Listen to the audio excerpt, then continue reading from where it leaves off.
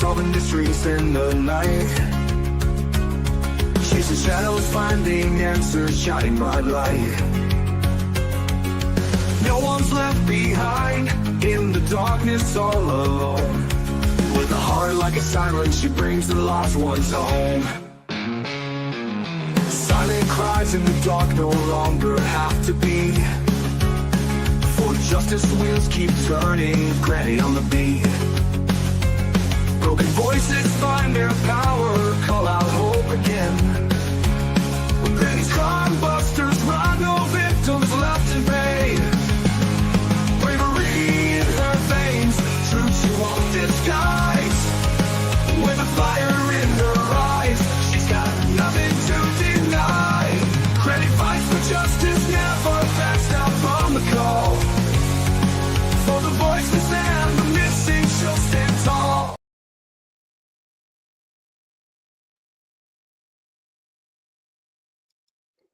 Hello, everybody.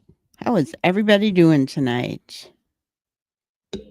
You're all having a good night. Let me just check here for any comments. Come on in.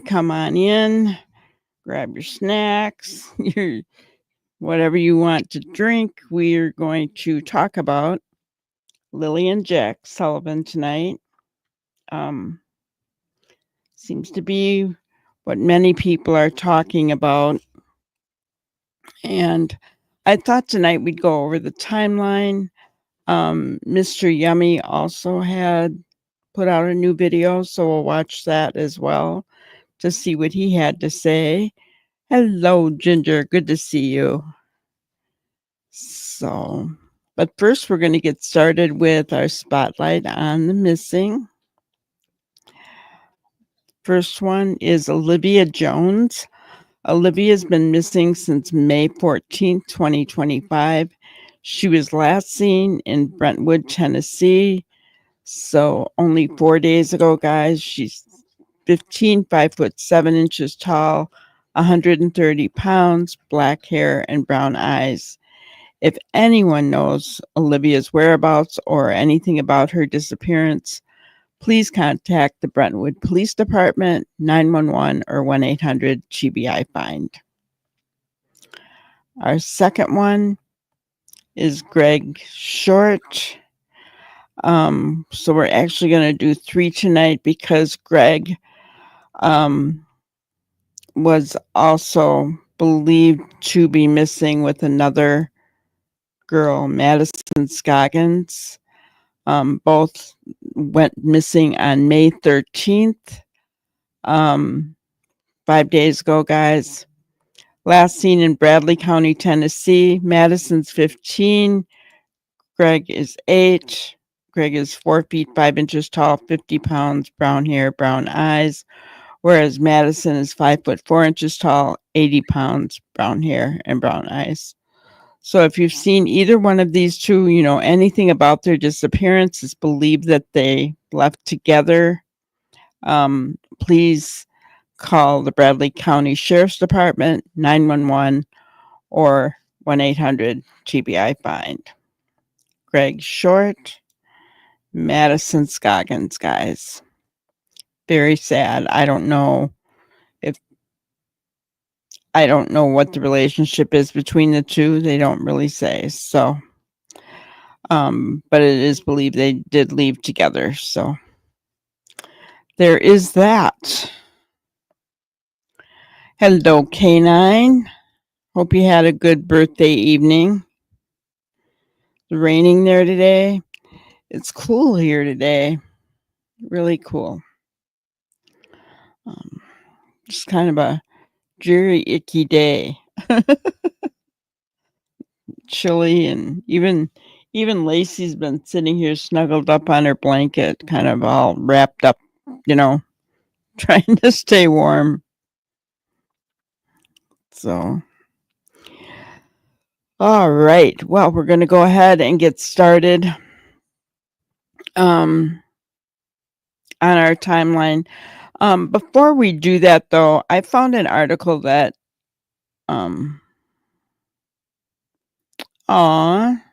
She's finally up to walking again. That's awesome, Ginger. That's awesome. Actually, I think Ginger sent me this article, and I'm going to share my screen with you so you guys can see it.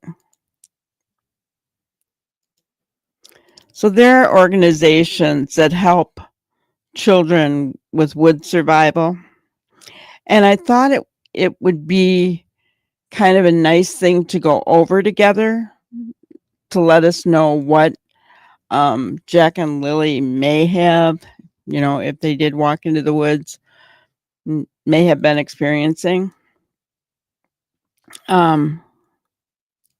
So they said most young people participating in wood survival programs are between the ages of 5 and 10, so the information has to be kept simple, yet with enough impact so they will remember it. And they basically tell the children, don't panic, because that's when things can get dangerous. So they urge them to stay calm, sit down, and think about the problem.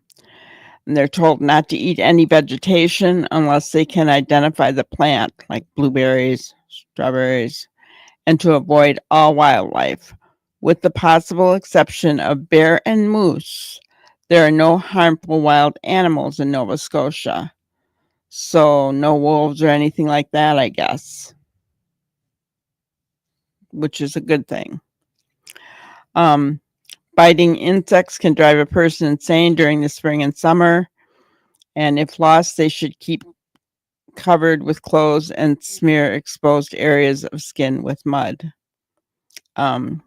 So, we don't know that Lily and Jack were taught survival in the woods, but I thought it was really kind of important to talk about, what they could do to stay alive.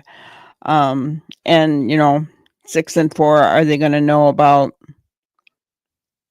what blueberries look like, strawberries? I mean, I don't even know. Do strawberries grow in Canada in the wild? I mean, I don't know. But, and they give some don'ts. Don't follow animals into the woods. Don't go into the woods with a friend who says he or she knows the way. Don't go past the boundaries that your parents or guardians set for you, that kind of thing. So, yeah. But, I felt like the fact that there's only bear or moose, which bear are bad enough, but, I've never encountered either one. So I wouldn't know anything about them, but it's good to know, like, there's no wolves or anything like that may come hunting them, right? So the next one is the timeline. Let's see if we got everybody here.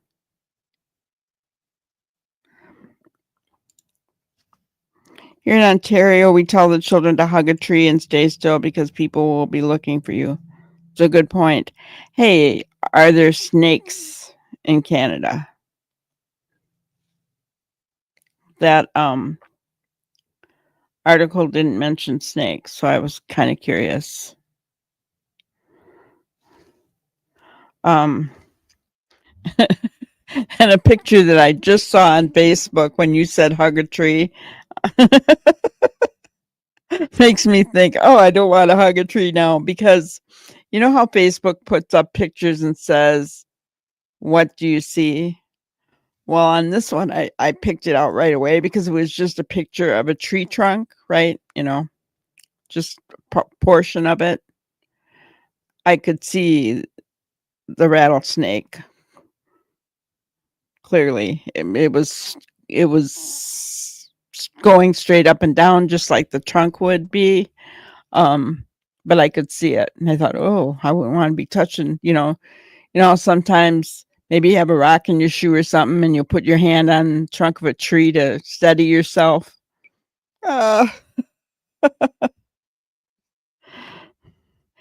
Hello, Brenda Joe. Good to see you.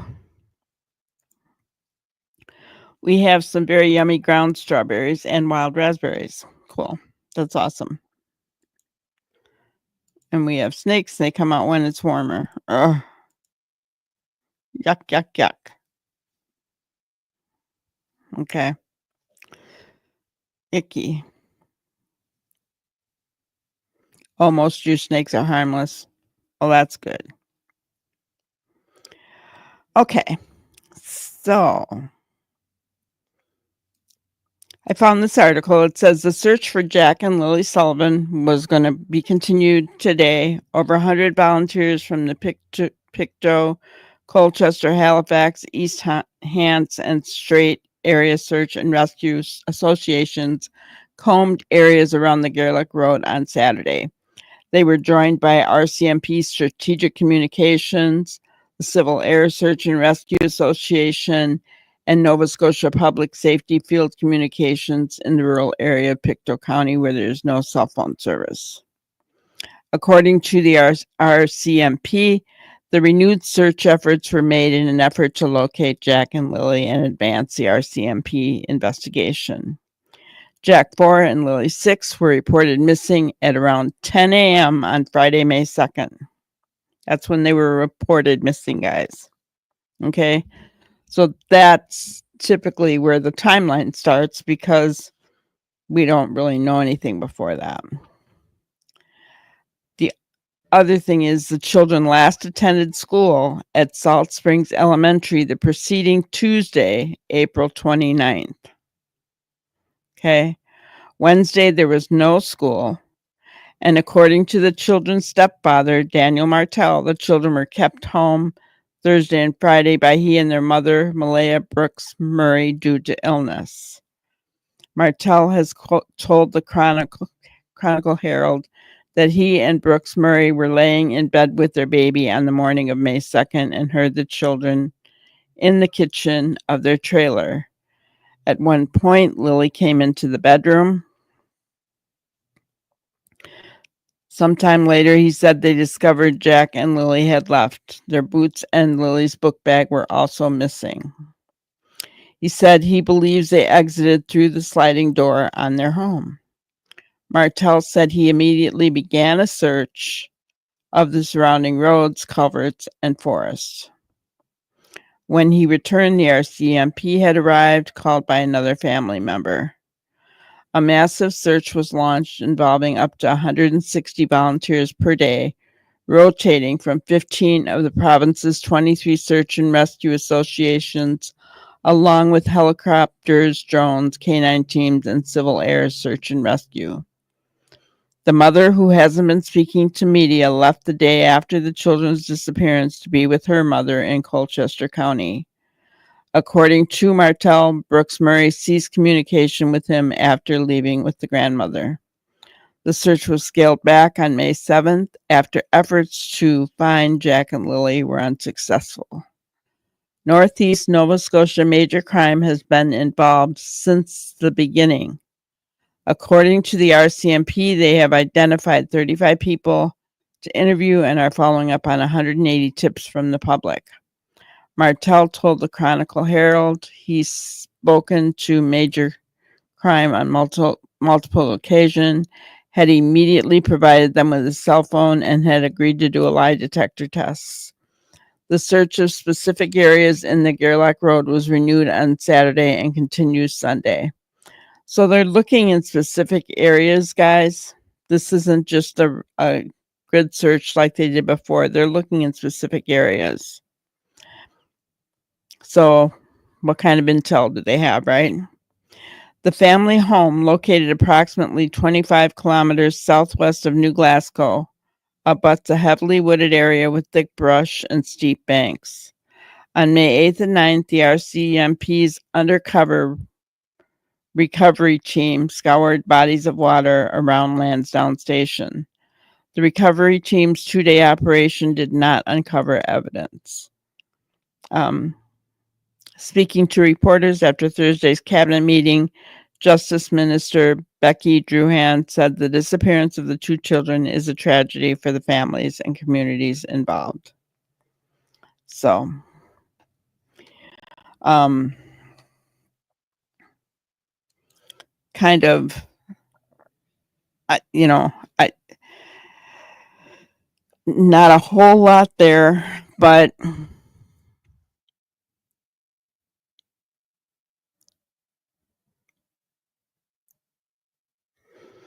yeah, it is interesting that they're back by the home searching. Um, they had 35 people that they had interviewed. Um, and now they're back out by the home again. So I don't know. Makes you wonder what they're looking at, right? What kind of intel they got. Yeah, 2 small sick children who were sick and went outside in the rain and cold, no jackets, right?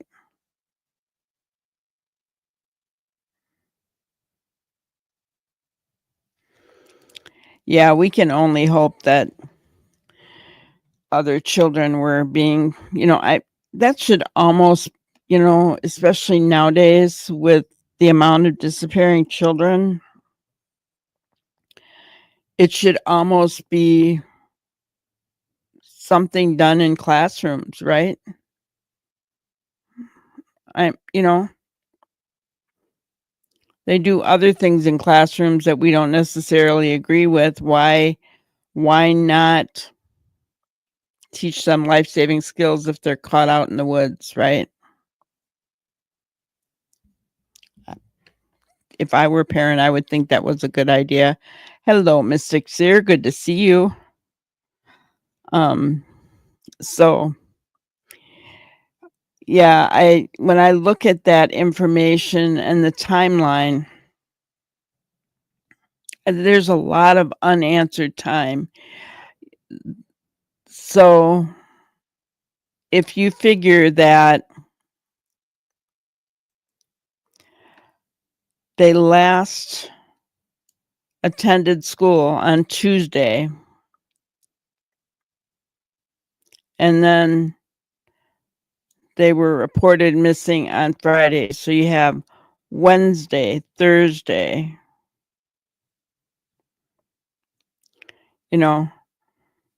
did they really go missing Friday morning or was it before that, right? And I know we all have our own opinions. But we really need to look at facts, right? So, and guys, they in Nova Scotia, they are really stressing the fact about not giving out misinformation on social media. They're stressing that, and they're saying that they're watching for it. And I have to say I agree, because there's a lot of stuff being said out there, right? I watched one today where they quoted the grandmother, but the grandmother, if it's the way that they put it, it was very deceiving. I had to go back and listen to it a couple of times because the grandmother was just relaying what the parents had already said, that the last time the children were actually seen was Thursday night, and that when they were put to bed and they were heard Friday morning, right? So, although Daniel's recollection of facts has altered a bit, we do know that, right? Where he said that Lily came in the bedroom and he saw her with a pink shirt on. And they're just guessing, and a lot has been made about them guessing about the boots. Well, guys, that's really a no-brainer. If their boots aren't there, then they were wearing them. I mean, right? um it was one of the videos I think I was watching yesterday, and somebody said something, made a big deal about how does he know what boots they were wearing? Well, excuse me. If they're not there, It's not rocket science, right? If they're not there, then they were probably wearing their boots. You know, I just found that very funny, right? So it seems like people will pick on just anything, to go after the parents about. Do I have questions and concerns? Oh, yeah, I absolutely do. Do I have my own thoughts about who might be responsible? Yeah, but I'm not gonna go there right now because we don't know enough, right? We just don't know enough. Um, I mean, overall,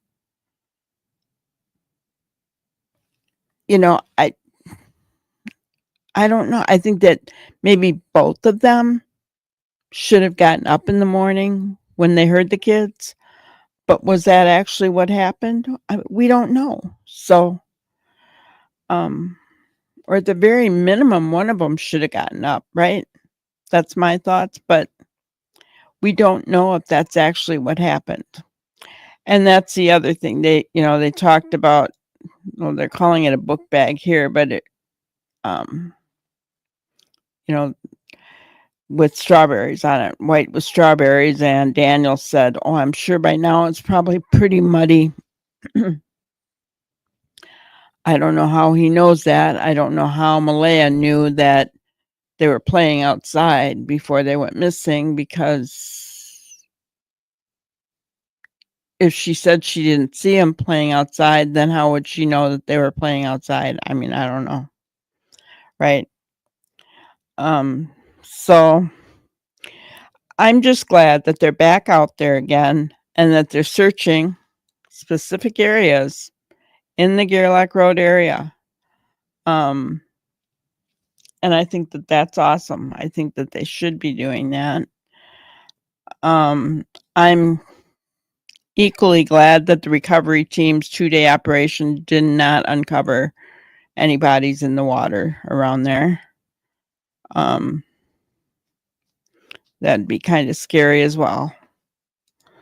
All right, so let's see what everybody's talking about here.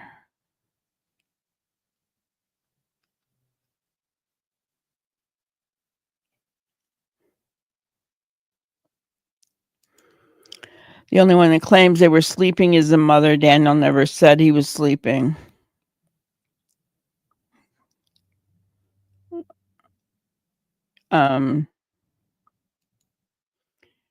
Yeah, I mean, he didn't say either way, did he? Whether he was sleeping. And he did see Lily come into the room, he said. If he wasn't sleeping, why didn't he get up? I mean, I don't know.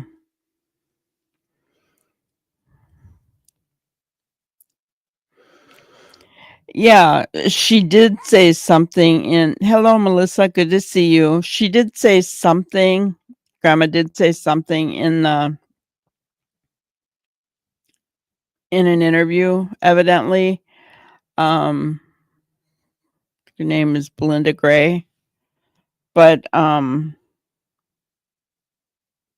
she was basically just repeating what Malaya said. Exactly. Look how Sebastian's case blew up online, causing so many distractions. So many. Too many. Too many. So many distractions, sides being taken, lawsuits, and hate. I mean, just actually very sickening, right? In my opinion, missing child's cases should not turn into that kind of garbage, right? We should all have the same goal.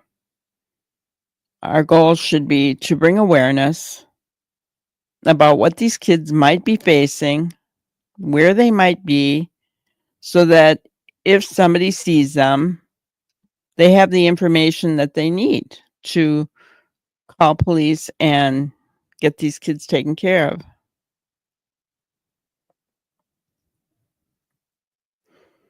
That's a good point, Ginger. Did they ever even ask the school? Did the backpack come home from school on Tuesday afternoon? Good point, right? I have not heard any news of finding anything as evidence.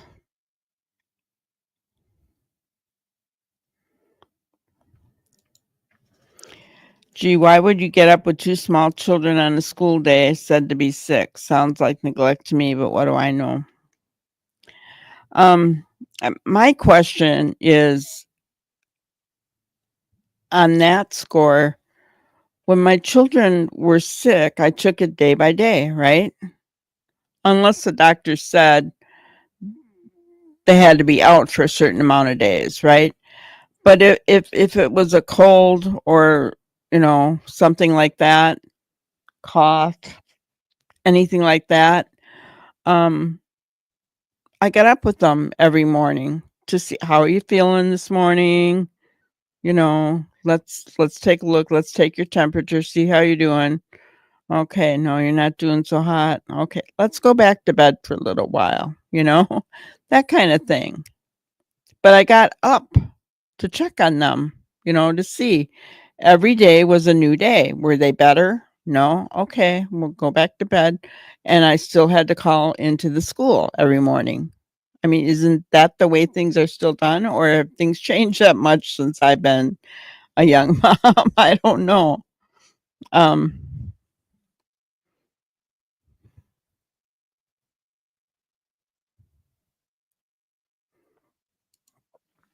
they gave the RCMP nothing but assumptions. No wonder they didn't put out an Amber Alert. Well, um, and didn't we learn that an Amber Alert in Canada, there has to be evidence of some kind of an abduction, and they, so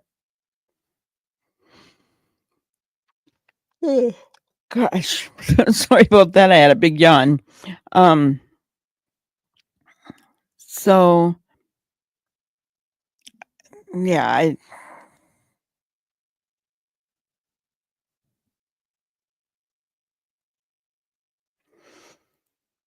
yeah, they were doing specific searches as a result of evidence that they have acquired.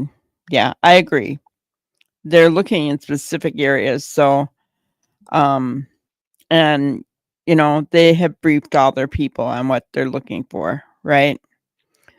So I mean, and we talked about how Daniel was allegedly told not to talk anymore, but he's still he's still talking. um you know I don't know, he's saying he's happy that they're out there again, you know which is great. I'm glad he's happy they're out there again. um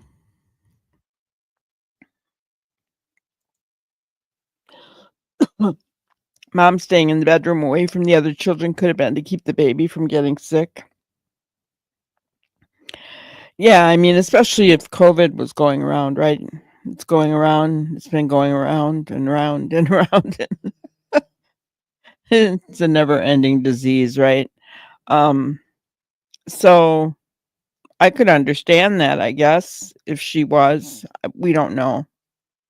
Um, I heard today too somewhere, guys. I watch so much stuff during the day, but I pick and choose what I'm going to show because I don't have time to show everything that I watch, but I did watch something today, um, and it allegedly the RCMP said she did not leave under suspicious circumstances. So, um, I really think that we need to go with that. You know, if we go with anything else as far as, you know, the reason mom left. It's all skepticism, speculation, and we need to just nip that in the bud. Daniel has said that she has cut all communication with him. That's between the two of them. If anything comes of that later, that'll be for law enforcement with a criminal investigation. I'm just not going to address that because there, there's no need. Until we know what happened, remember, these parents are under terrific stress. 2 children are missing. Whether they're responsible or whether they're not, either way, that kind of thing can cause stress on a relationship.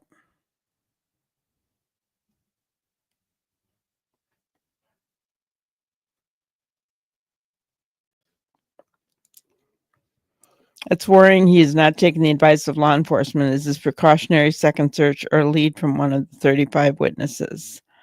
Well,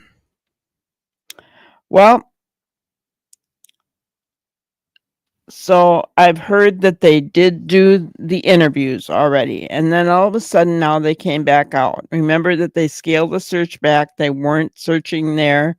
They did an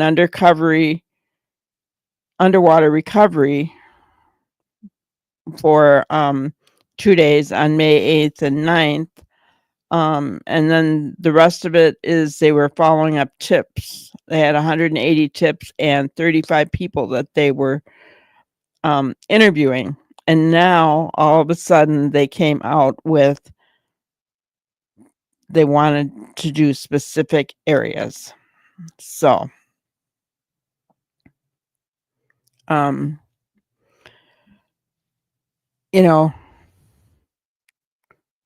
is it possible that it was a lead from one of the witnesses or one of the 180 tips they got? Possibly, right? Right, K9. Yeah, the relationship status doesn't matter right now. That'll come into play later. Hello, Shelley. Good to see you. Good to have you here. And so the other point that I wanted to kind of touch on here, and I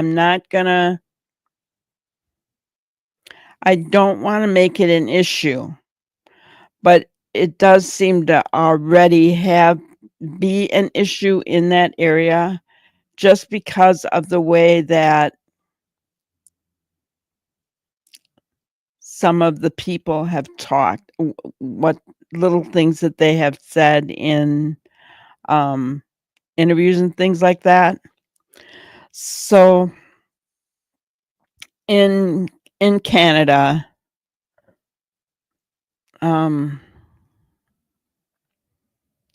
Ginger, you're going to have to help me out here again. In Canada, and there are people, of Indian heritage, right? And it's been a long known fact. So you guys go and Google it for yourself, but it's a long known fact that they call them indigenous people, right? But I think they call themselves First Nation. They don't like that word, and I don't either, but I think it's First Nation, Free Nation. But they are looked down upon by the greater whole of Canada. So I mean, there's a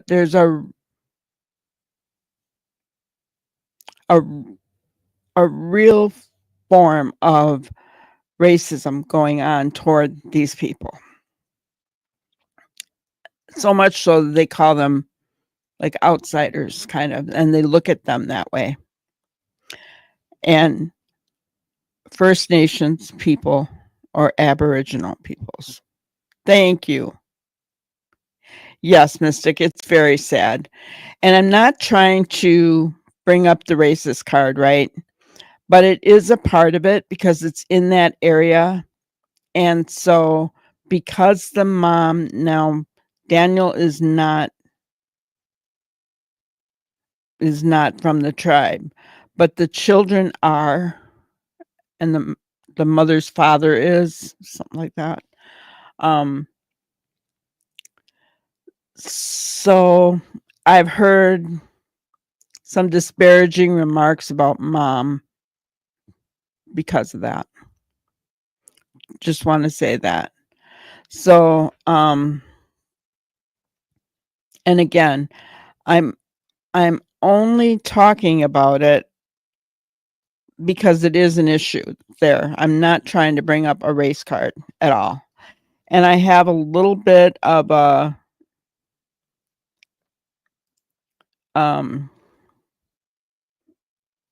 video that I want to play for you that talks about it. So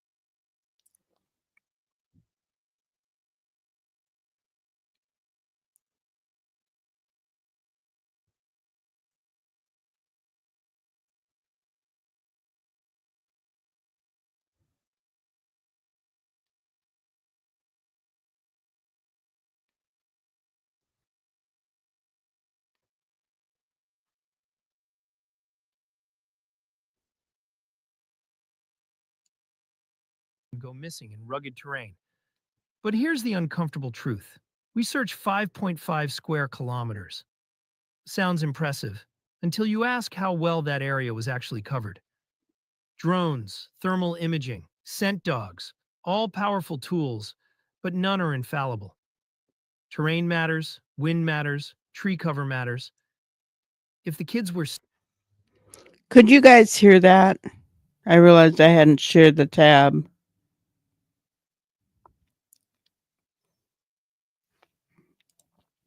I agree. I agree.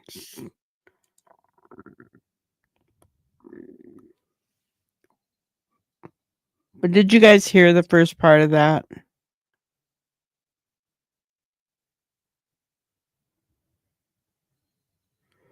Let me know. Okay, awesome. So you heard about the indigenous people and the missing. Okay. That's basically what I wanted you to hear. It's really sad. Well,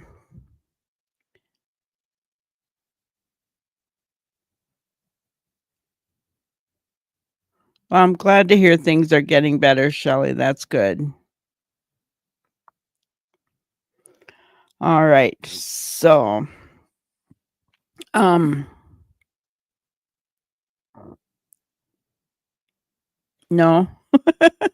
No. All right. I'll do it again. Let me see. I have to reset it though. So, um,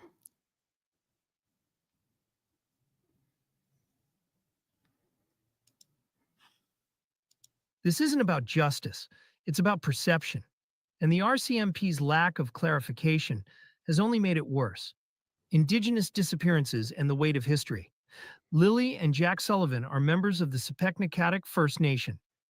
That fact alone adds another layer to this case, not because it should, but because it always does.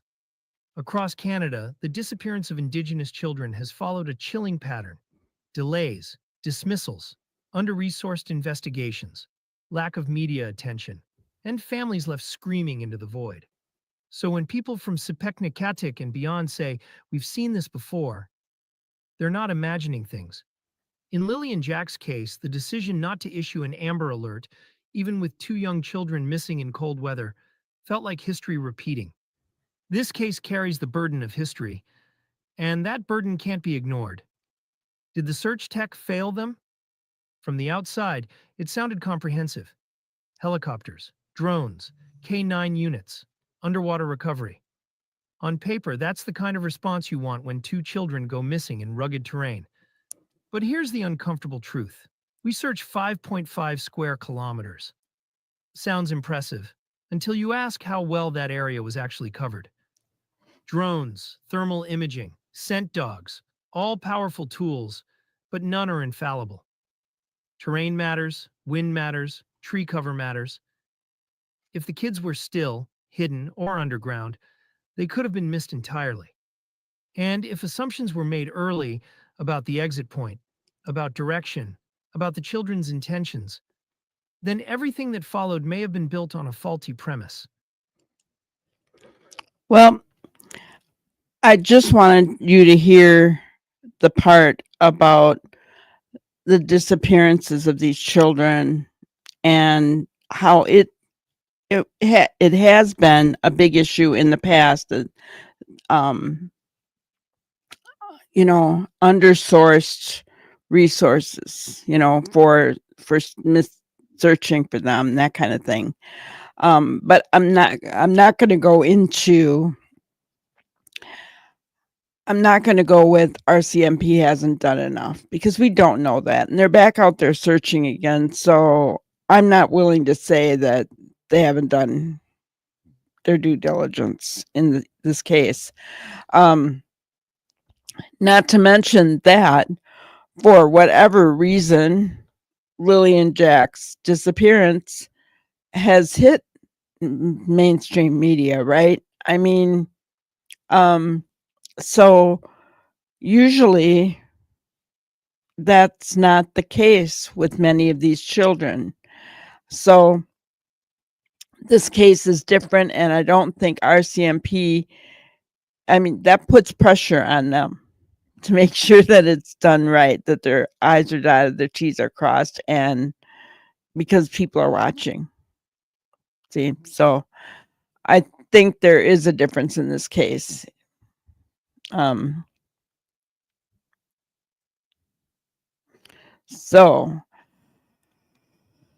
But I did want to bring it up, like I said, because it is an issue. It's out there. I have seen degrading things said about the mother in this case because of that. So, which I would never share on here, ever. I would never show something degrading like that.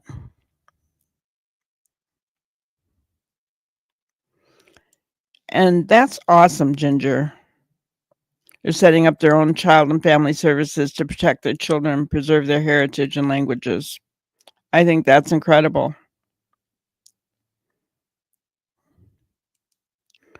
So, the one last thing that we can talk about is Mr. Yummy.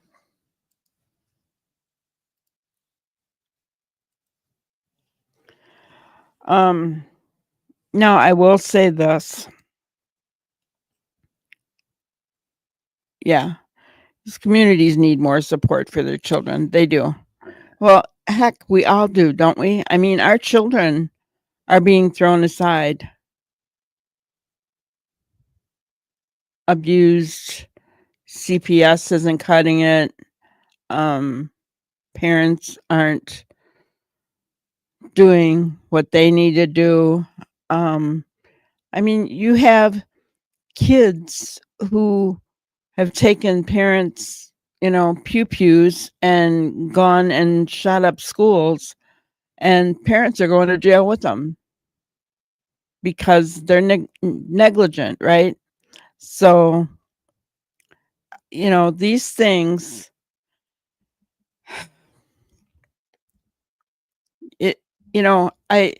at first I was like, I don't know how I feel about parents being put in prison, when they didn't actually pull that trigger, right? But more and more nowadays, when we're seeing how negligent parents are being, you know,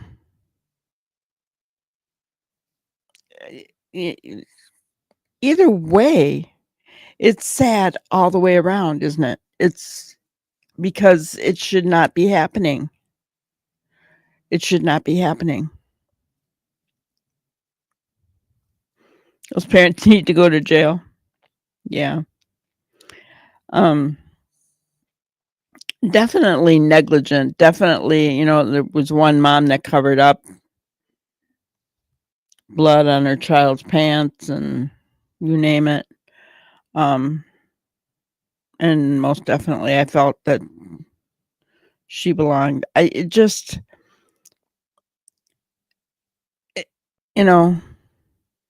Parents need to wake up before it's too late. Need to wake up before it's too late. Yeah. Foster care homes in Tennessee. It's all across the nation, though. I've heard horrible things about foster homes, even in my little area. So it's sad. People just do it for the little bit of money that they can get from the government for each child, and they don't care. It's really sad.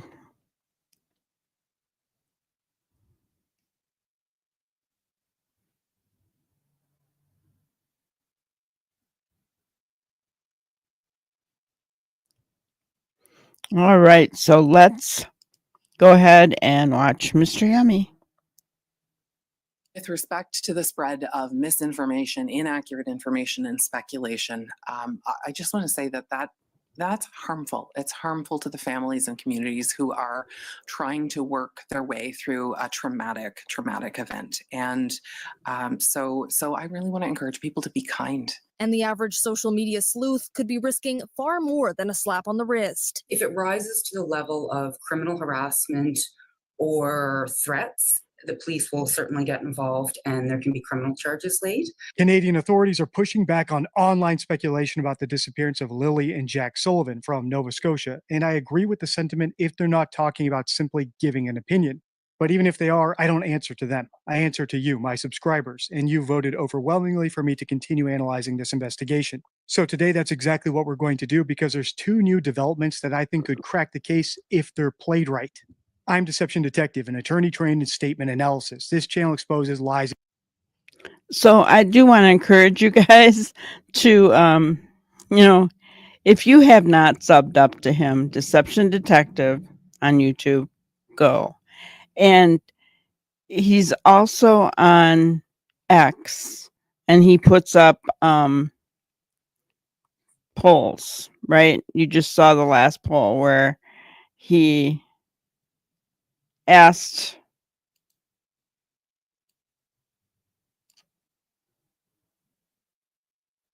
let's see. So he asked, what should we deep dive? I think he said, and 51% said the Sullivan kids. So, the other thing that I was going to say was that on X, he's not afraid to, he is not afraid to answer people that are being negative to him. What I do here is they get blocked. When people are in the comments being hateful, they get blocked here. I don't go there with them because I don't want hate here. There's no need for it. We're all adults. We can all agree to disagree. And you guys know that. We all have sometimes differing opinions, and it's okay. But there's never a reason to be hateful. So, but he does answer them, and he answered one because that person felt that he was attacking the mother, and shame on him for attacking the parents of a missing child. and and I forget what he said. It was just simple and to the point. You know, I don't remember, but yeah, it was simple to the point. He just he just doesn't put up with it. He lets people know. So even the news saying that, you know, they have to stop online speculation, he's kind of saying, listen, I answer to you guys, right? Which is true, because I do answer to you guys, right? But we're all in agreement that we don't want hate here. We're all in agreement that we don't need to be cutting people down. We don't want that garbage here, right?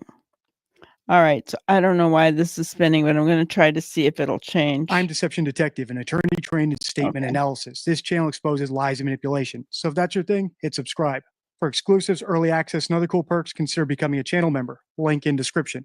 Literally thousands of my subscribers voted for me to continue analyzing this case, so I'm going to assume that we're all at least familiar with it. But the investigation itself into the case is a different matter, because that's had twists and turns almost every 24 hours, including the last 24 hours. So before we grab our deception decks and start analyzing the investigation, here's a quick recap. These woods scoured for a week without a trace of 2 missing kids. About to be examined Good point, again. Nero. Officials now confirming the search surrounding the home of Lily and Jack Sullivan will resume Saturday, likely as a recovery effort. The county as a whole and the province as a whole, I think, need to know what happened in this case. Police say the 4- and 6-year-olds wandered away 2 weeks ago and said they had no evidence the children were abducted. But RCMP didn't announce the involvement of the Major Crimes Unit until days after it was brought in, nor that it hadn't ruled out that the disappearance was suspicious. RCMP declined an interview request and would not answer our questions about the case. For instance, it isn't clear why investigators are so certain the children were not abducted, and officials have not said whether they know who, other than their family, was last with the kids. Okay. I wanted to address something. Yes, we do speculate here as long as we are kind, and we use, in my opinion, or allegedly.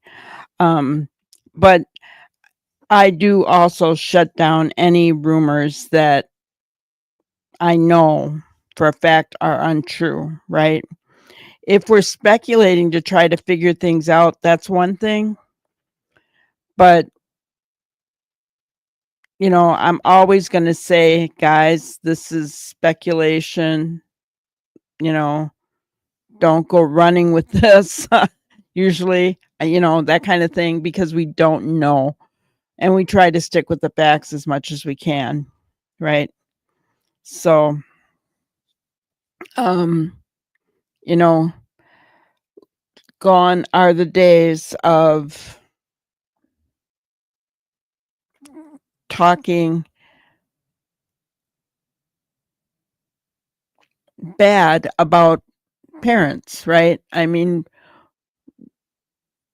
we have our own thoughts, we have our own opinions, and we can share those opinions, but we're not going to do it in a hateful way.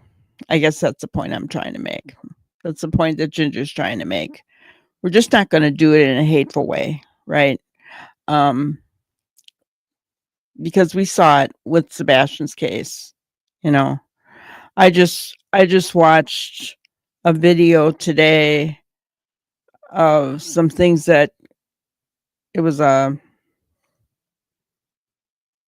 excerpt of things that evidently CP had said in April of just last month, and it was horrific. You know, it triggered me again. And I was like, you know, no wonder that we feel the way we do about him, right? And we have a right to feel that way, because when somebody says some of the things that he has said,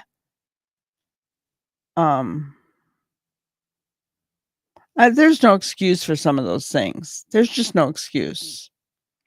I don't care how mad he is at somebody. There's no excuse to say some of the things that he has said. It's horrible. Horrible. Anyway, let's get back to Mr. Yummy.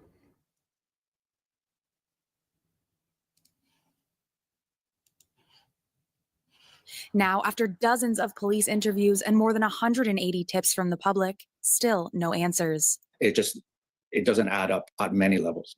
This criminologist questioning the way RCMP are sharing information about the case, relying on the public for tips, but giving few details. Based on appearances, this went in the wrong direction early on, and key momentum and leads were lost when they were out in the fields looking for kids that maybe were never there. This expert is zeroing in on other aspects of the disappearance, like school being closed, then the kids being homesick the following day. The 2 days unaccounted before the missingness is just a red flag. But for this worried community, what's top of mind now is that the search is resuming, whether for rescue or recovery. Nicola Sagan, CBC News, Lansdowne Station, Nova Scotia. As I said in the intro, there's 2 developments that could potentially crack the case if they're played correctly. And that's the first one, that the search was paused and then resumed, because that could have been a ploy by the Major Crimes Unit to see how the parents would react. Did they plead for the searchers to remain there and continue looking the way we'd expect an innocent parent to do? Or did they simply shrug their shoulders and not protest too much? Or worse, celebrate the way that Darlie Routier did when she thought that she'd gotten away with it?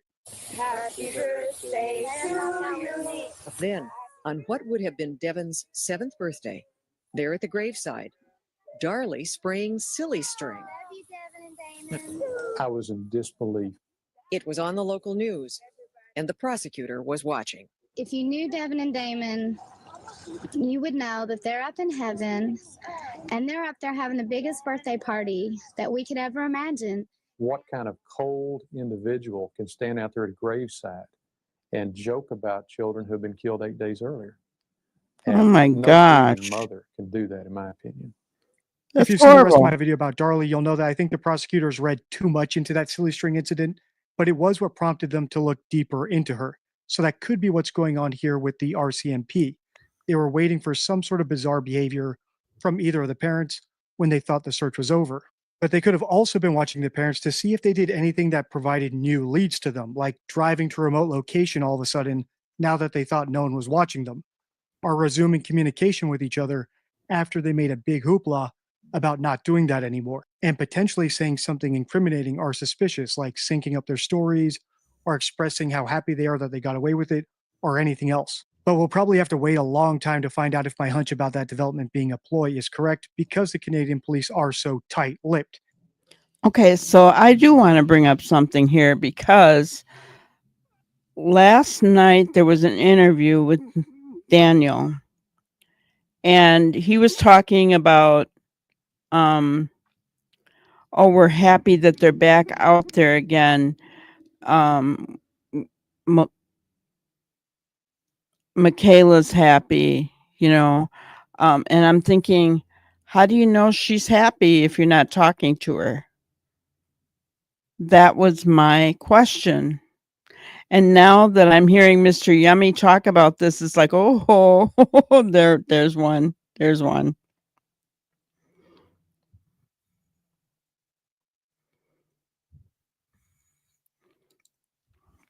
I joined YouTube in February for Sebastian after Laura Lodge. And yeah, based on rumors and bashing people and not really care about victims and facts. Yep, I agree with you, Neuro. I wanted to do this because I wanted to help bring awareness after Gabby's case, right? And I could not believe in fact, I started and then I took a break because I was so disgusted with everything that I was seeing online. The hate and the filthy language. And guys, you don't hear me swear, right? I know you don't, but keep it. I'm not easily offended either. I was married to a truck driver, so Every other word was the F word. So I'm not easily offended either, but this filthy language is to a whole different level, and it's gross. And there's no need for it. So I know exactly what you're talking about, Neuro.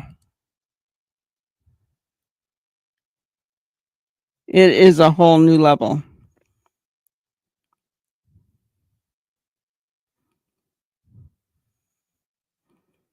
So let's continue on. They are masters of tactical silence. So let's move on to the second development that I think could crack the case. And this one's potentially more interesting because it hasn't fully played out yet, the way that the pause and resumption in the search has. If you've binged all my videos in this series, you'll know I was very excited when Daniel Martel said this, but I haven't heard anything about it since. You said they're flying in someone to do a polygraph test. Is that on you? That's not just on me, but on everyone. That's what I asked for. I asked for that so early on, and there's not many places that do it in Canada, so they're flying somebody in. Why do you think you need to do that? Do you think they don't believe you? I think their side of the family doesn't believe me, and I just want to clear it up for everyone. Clear it up for everyone, not just the people online making crazy accusations. The fact that Daniel offered to do a polygraph is great on its own, because while polygraphs are fallible, I've explained my many issues with them in multiple videos. It could give police more data to work with. But what really jumped out to me when I first heard this was Daniel saying that the polygrapher had to be flown in because there aren't many in Canada, which doesn't make much sense if you're talking about a standard polygraph, because all you need is one polygrapher to administer it, and there's plenty of those in Canada. So Daniel might have already been laying the groundwork for his excuse when he's confronted later about why he still hasn't done one. In other words, he was bluffing, or the RCMP, and I hope this is the case, convinced him to do a more unique type of polygraph with fewer experts. And that's the guilty knowledge test polygraph, which is mainly practiced in places like Japan. Rather than monitoring whether or not the subject is lying or telling the truth, instead it monitors their orientating reflexes, or the small imperceptible things that we do naturally when we recognize something. So the administrator might say something like, "Did you have fentanyl in your house? Did you have weed? Did you have cocaine?" To an innocent person, all these options are equally random, so the theory is that they don't react to any of them. But a guilty person would react to the one that they recognize. You can learn more about this test and all its fallibilities. I'm not saying it's any less fallible than any other sort of lie detection technique in the DD forum. But my main hope is that this is the sort of polygraph Daniel Martel is going to do, because I think this case is uniquely suited to it. And Daniel Martel, if you're watching this, and maybe you are, after all you've said in previous interviews that you're monitoring social media, I've not made up my mind about you. I think you know more than you're saying. So if you're open to an interview, at the very least, I can get your story out to more people. And at the very best, if I'm satisfied with your answers to my questions, I will be your biggest advocate on YouTube. You can contact me through the DD forum or deceptiondeck.com. And as a PSA to my subscribers, although I don't think they need this, and anyone else watching, this channel does not exist to harass, bully, or intimidate anyone that we analyze. Check the end card for my playlist about this case. If you want more, let me know by liking, commenting, and sharing. Until next time, stay true. Interesting, huh? So, I like what he said there about, now remember guys, he's a lawyer. So he's seen a lot of different things, and he's seen the way police will work. Did the police stop to see what kind of reaction people were doing? Right? That other kind of polygraph I wasn't aware of, right? That I could think of one person who it would be interesting. Oh my gosh.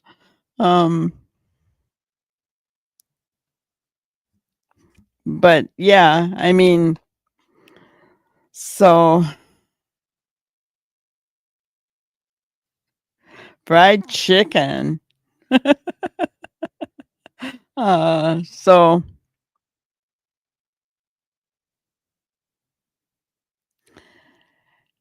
Yes, you're right, Mystic. They do it for the clicks, and and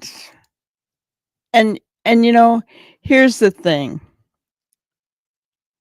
Why? What kind of people want to listen to that garbage?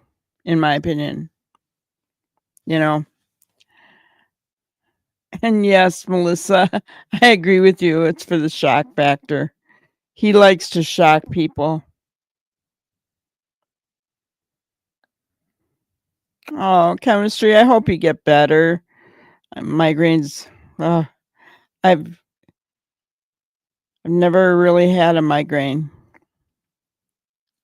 but I have an aunt that suffers from them all the time.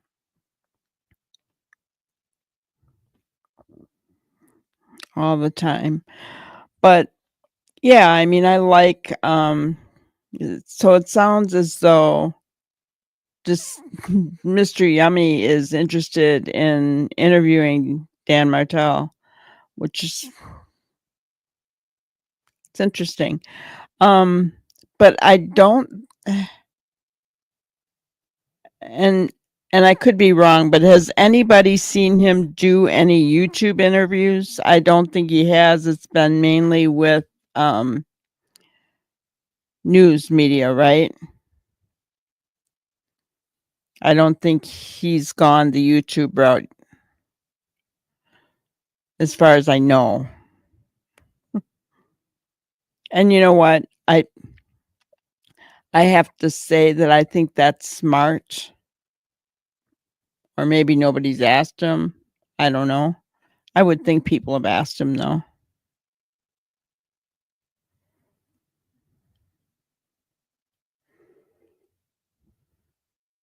You got a piercing in your ear that was supposed to help. Wow. Wow. Sorry to hear that. Yeah. I know when my aunt gets them, she just goes into her dark bedroom.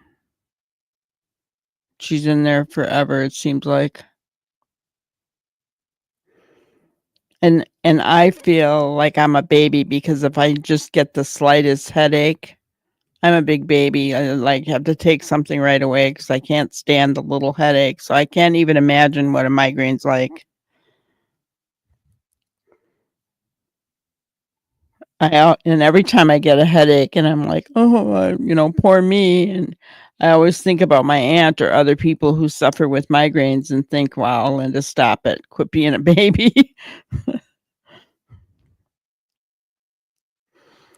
But yeah, I really feel as though, I mean, if Mr. Yummy does interview Daniel, that is going to be one hugely watched video, I think. I don't know that if I were the parent of a missing child, I don't know if I would want him to interview me. Not that I would have done anything wrong, but I think I'd be afraid of what he's thinking, Probably not, but you know what I'm saying?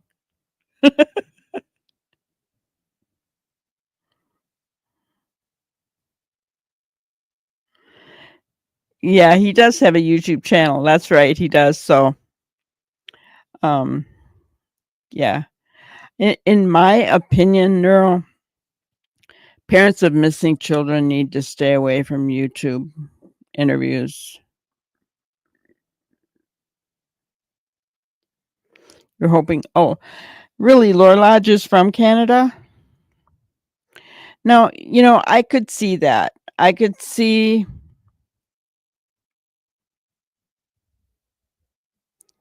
Laura Lodge does a good job. I could see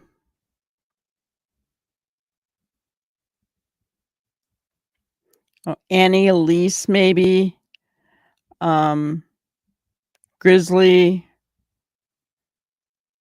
The Lab, he does a good job of providing a platform without being judgmental, right?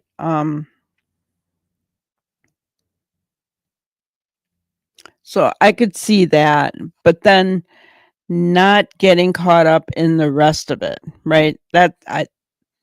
That's where I think parents make a big mistake, because then you someone may be extremely nice to you, but then you realize down the road that maybe this wasn't the best choice, I'm just saying.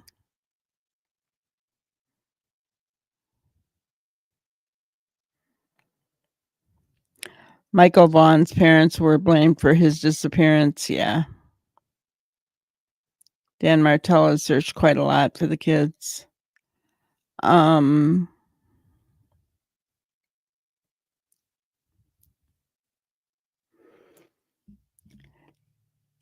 agree with you, K9. They should only be pleading for their children. Tell the story of how they went missing, pleading for the children, talking to them directly. The 7 things that Mr. Yummy talks about, right? Call to action, talking directly to any kidnappers that might have them, that kind of thing. Talking in the present tense, which Daniel has already slipped up on. He talks about Lily in the past tense and Jack in the present tense. I don't know if you guys caught on to that, but he has done that.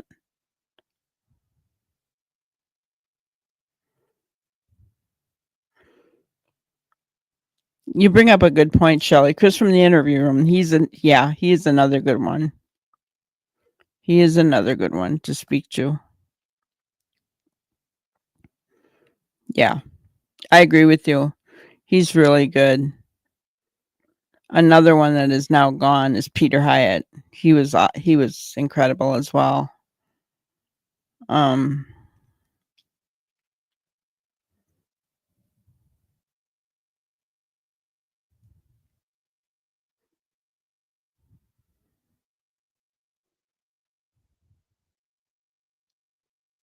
Where's Laura Lodge from then, Ginger? I'm curious.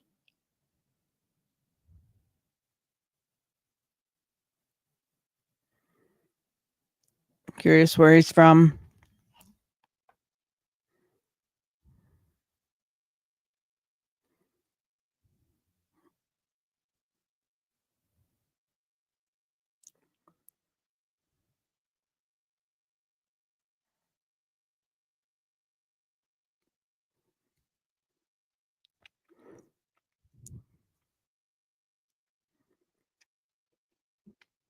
I mean, I could look it up, but got too many tabs on my computer right now.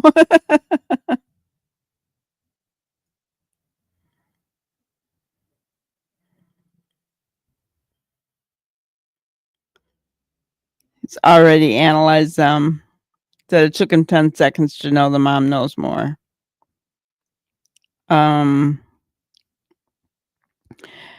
Yes, he did. He was on with the lab, wasn't he, K9?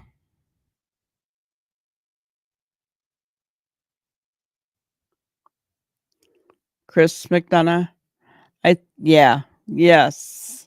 He was on with the lab. It was really interesting. Yes, it was. Yeah, he was giving he didn't know much about the case, and so the lab was going through it with him. And yeah, it was really good. It was really good. And right away he said, Mom knows more. But,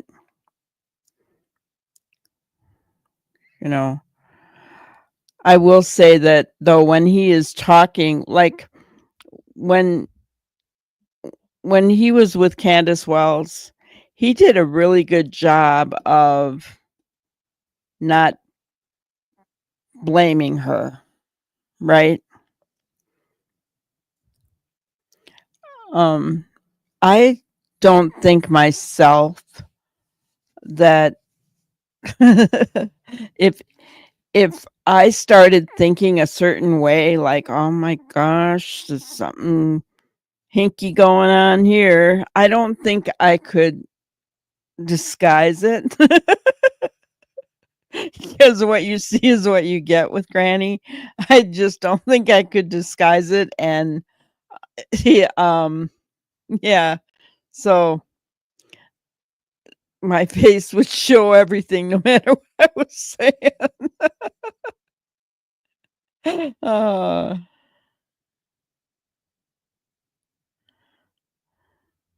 Yeah, one-on-one like you did with Candace. Yeah.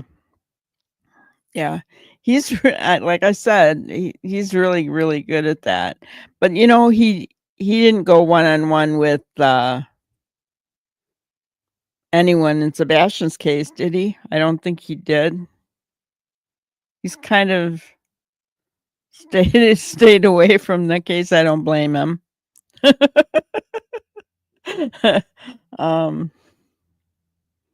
but I mean, he went right out and visited Candace and the property and all that stuff. So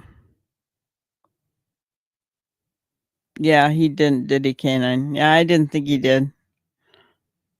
I mean, I haven't looked for anything that he did with that, but I didn't think he did. But I watched him because I trust him when I was trying to learn about the Summer Wells case, right? And I wanted to get some background so that you guys could help me understand it better. And I had a little bit of background as well. And I watched a lot of his videos with Candace and the porch videos and those kind of things. So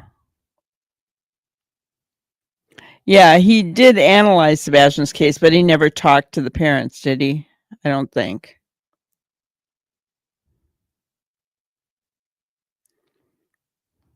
I don't think he did. He is a guy, though, that I would love to get to know.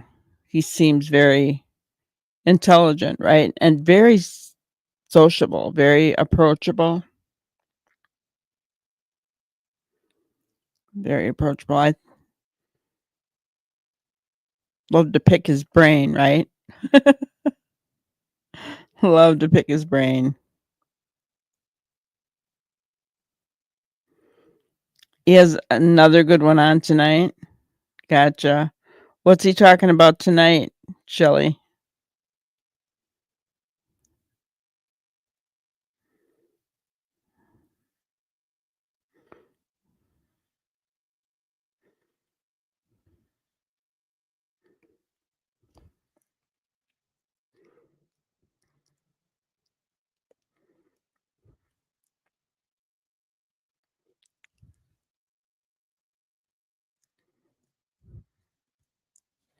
Curious.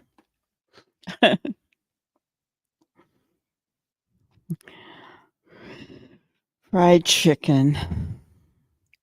Oh, about Brian Koberger. Gotcha.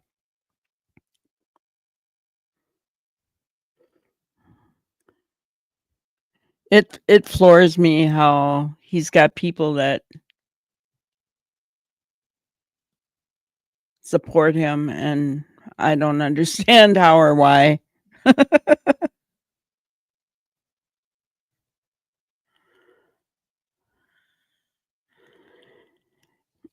And Ginger wants to know why Lily and Jack's mom and grandma are blaming Daniel. Well, we won't know.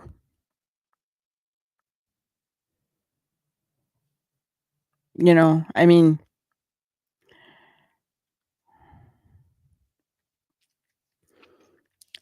I agree with Chris McDonough that she knows something because, and Mr. Yummy even said she has guilty knowledge of something. Doesn't mean she did anything, guys. So don't run with that. All right. But I do think she knows something that they're not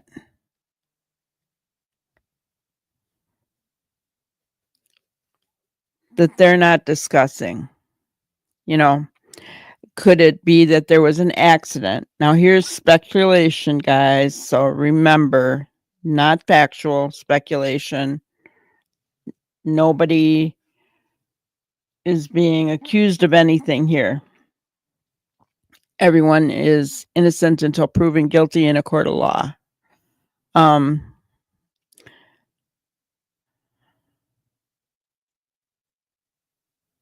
So as far as, yeah, I mean, was it an accident? You know, did something happen to one, and because you know how kids talk, they had to do in the other one? I mean, I don't know, right? Things can happen, right? Accidents can happen.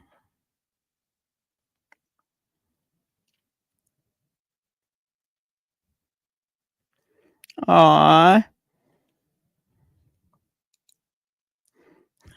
5 months. That's awesome. And I appreciate you being a mod for me. You and Ginger and Brenda, Joe, you guys are awesome. Thank you. Thank you.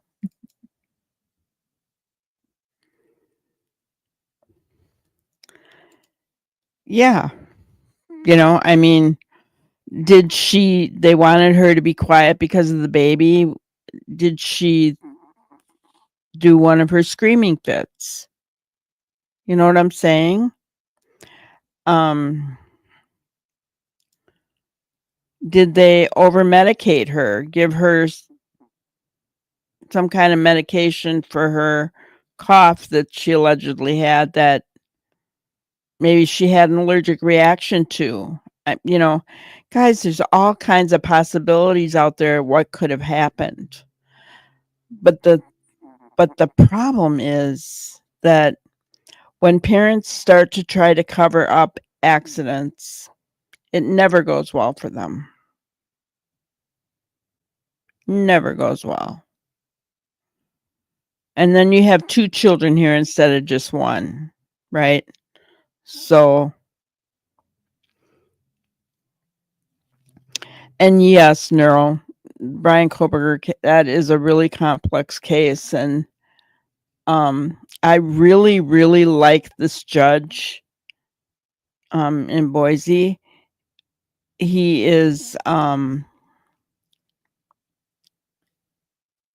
he's tough. He's not letting Ann Taylor get away with anything, and I love that. I love that. But he's mad right now about the Dateline and all that information coming out in Dateline, which again, Dateline is a huge show. So they know that this trial hasn't taken place yet. And this is what I'm talking about with whatever happened to ethics and integrity and morality in media. Right? Because guys, my opinion, okay, my opinion only, I fully believe that Brian Koberger is guilty, 100%. But I want him to have a fair trial. I want him to be judged and convicted by a jury of his peers. And I want it to be fair. And now you got all this stuff that came out. Did we want to know this stuff? Of course we did. We wanted to know it when it happened, right? But we were waiting for this trial, which is coming very soon in August, I believe. And now what's going to happen? Is evidence going to have to be thrown out? Is the jury pool tainted? I mean, so many things could go wrong here. Yeah, he's not taking any foolishness. I think, and he's even setting groundwork. He doesn't want any garbage going on as far as wasting the jury's time with objections and, you know, that kind of stuff. I mean, he's laying the groundwork, which I think is awesome.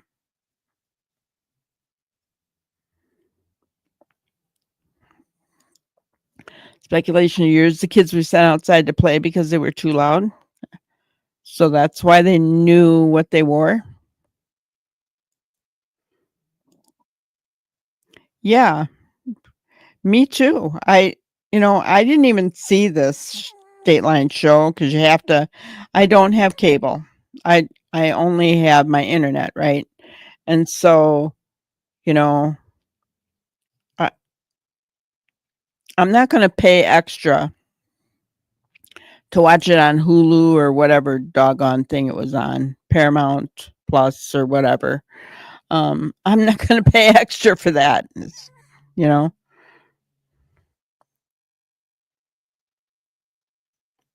Okay, so I'm going to look for that article.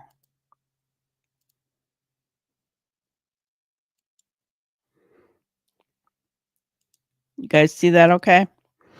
Okay, so the ground search for 2 missing Pictou County siblings ended Sunday, according to an RCMP news release. 6-year-old Lily and 4-year-old Jack went missing from their home in Lansdowne Station, Nova Scotia on May 2nd.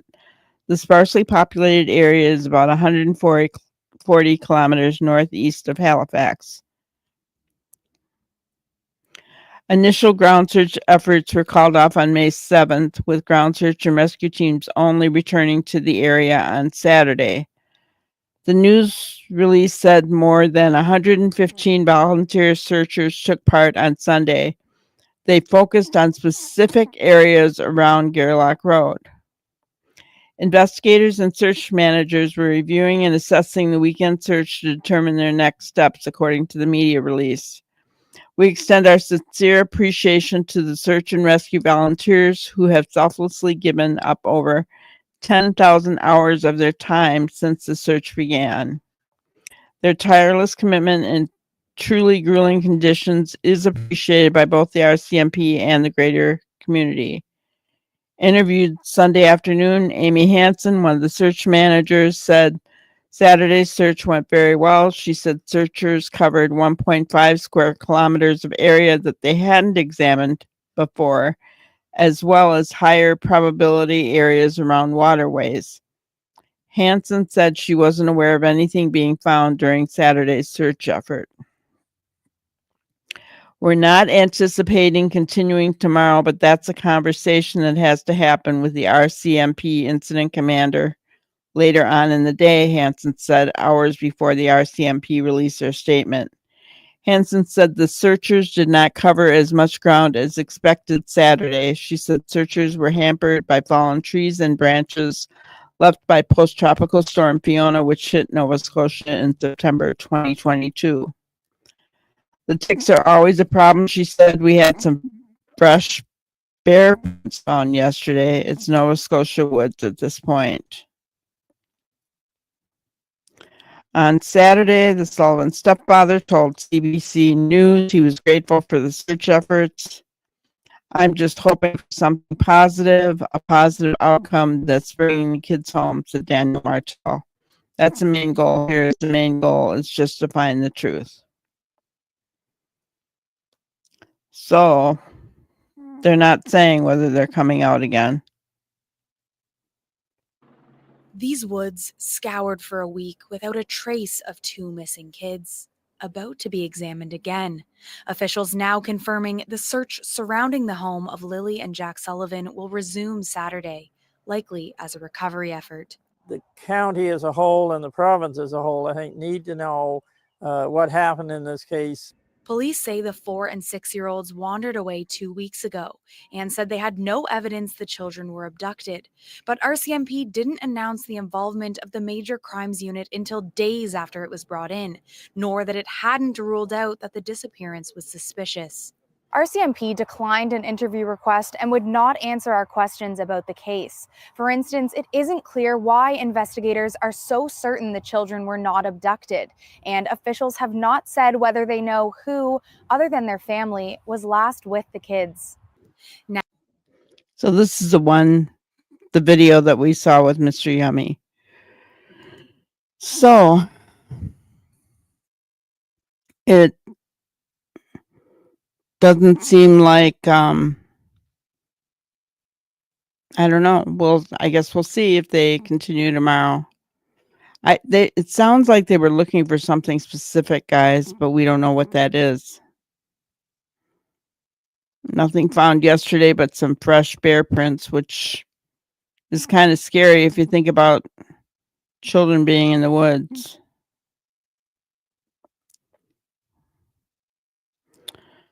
But there we have it. I don't know. And so my grannyism for today is about gossip. Gossip dies when it hits the ears of someone who possesses a high level of restraint, respect, and responsibility. Ty Howard said that.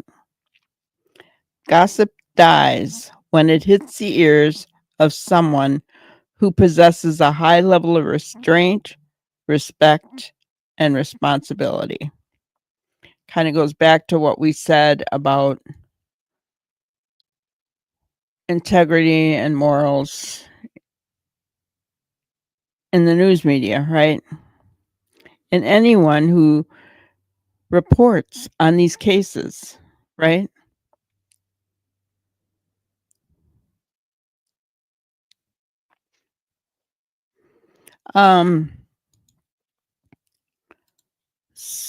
So you can send any reports or tips to my email, granny'scrimebusters@gmail.com. It's all one word, granny with an S, crimebusters@gmail.com.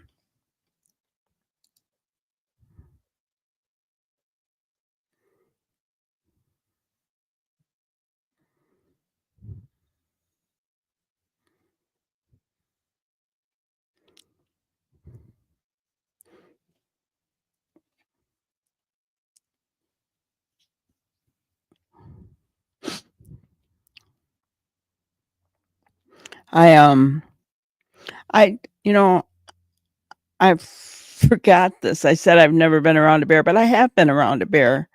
Do you guys remember it's an old show, Big Ben? It was about a big black bear back in the, I think, 60s. Dating myself. You ever heard of that show? He was a kind of a tame bear, but he was big.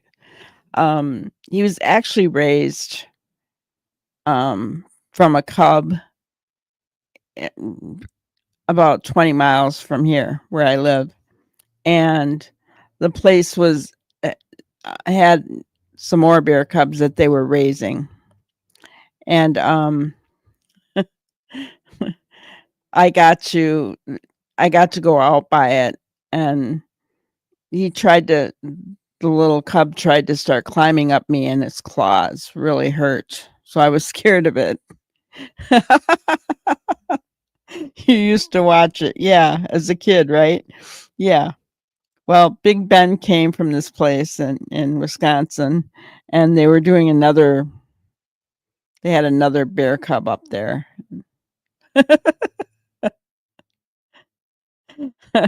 And the cub tried climbing up me, and when they climb, their claws, and oh yeah, it hurt. And I'm like, get it away from me, get it away from me. But he wasn't mean. He was just trying to climb up me. He wanted to hug, right? But I wasn't having it. I don't know how old I was. I wasn't very old.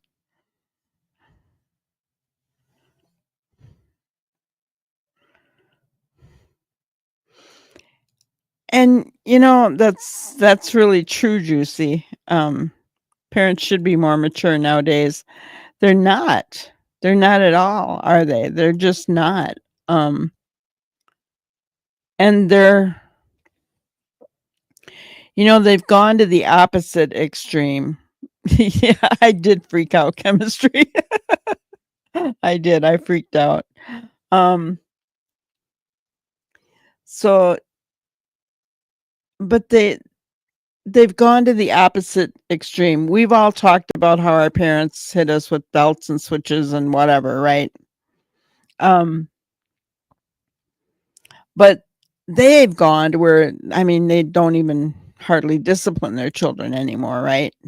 So, it's like from one spectrum to the other over a few generations. And that's why we have kids that are getting in trouble and doing things that they shouldn't be doing, right? So, but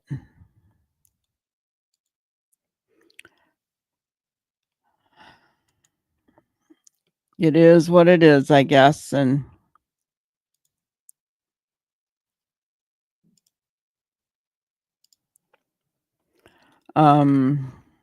so really that's all I had for today, guys.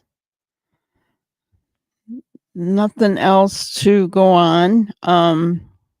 We'll continue on, and like I said, if anything happens in Sebastian's case, guys, I'll always let you know.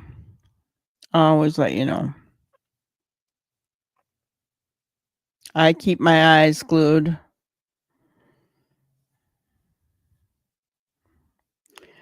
For anything regarding his case because I care about him, right?